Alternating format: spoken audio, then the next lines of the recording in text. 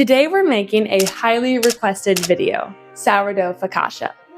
I'm going to show you how it's actually very easy to get that crispy golden edge, a light airy crumb, and a rich savory flavor. All you really need for this recipe is time, patience, and a good olive oil. So let's get started. In a large bowl, combine 75 to 100 grams of active sourdough starter. The amount depends on how fast you want the dough to rise. I'm going to use 100 grams, then I'm going to add 10 grams of kosher salt, which is about 2.5 teaspoons, and then 435 grams of room temperature water. That's between 1 3/4 cups and 1 3/4 cups plus 2 tablespoons of water. Stir it together gently with a spatula or a spoon. It doesn't have to be perfectly smooth or uniform here, it just has to come together. Now add 510 grams of bread flour, which is right around 4 cups.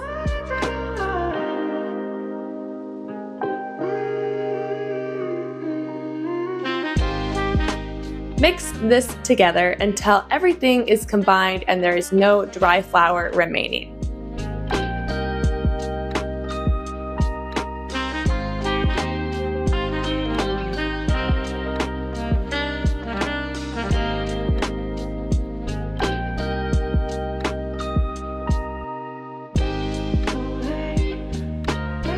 The dough will look shaggy and sticky, and that's exactly what we want.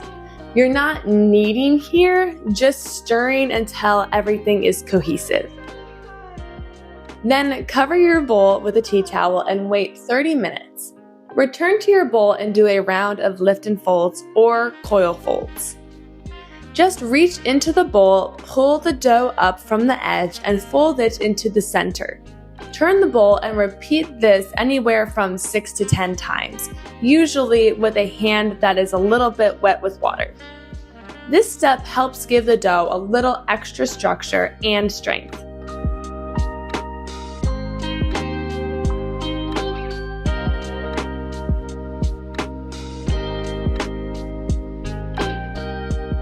Wait another half hour before performing the second and last lift and fold.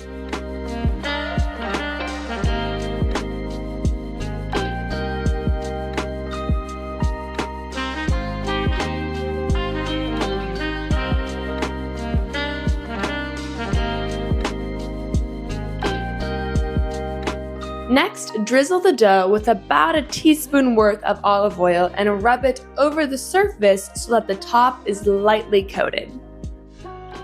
Then cover the bowl with a clean tea towel or a bowl cover and let the dough rest and rise at room temperature.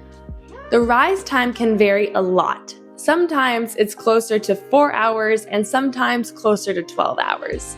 This depends on the season, the strength of your starter, and how warm your kitchen is. In the summer, mine usually doubles in about 6 hours. In the winter, it can take much longer. The key is to look for the dough to double in volume.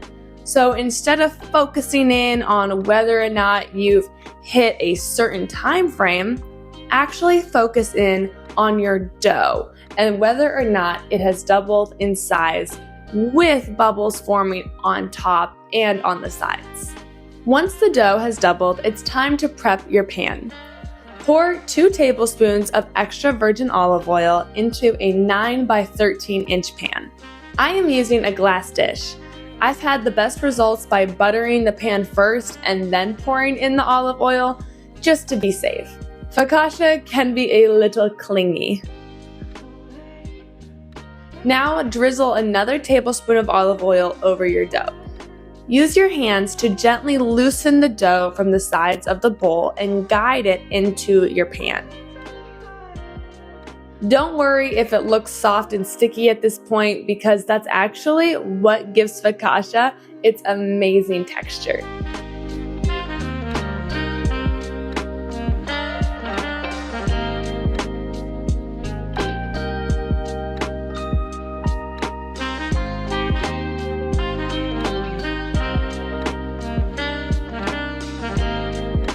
Once it's in the pan, fold it like a letter, top to bottom, then side to side, to create a rough rectangle. Flip it over so that the seam side is now facing down, and then rub the top with a little bit more olive oil. Let it rest uncovered for another 4 to 6 hours, until it looks puffy and nearly doubled again. When it's ready to bake, preheat your oven to 425 degrees Fahrenheit. Rub a little olive oil on your hands and then gently dimple the dough using all 10 fingers. Press straight down but not going through the dough. This is to create those classic focaccia dimples while helping the dough stretch out to the corners of the pan. Once it's spread out, sprinkle the top generously with flaky sea salt and place it in the oven.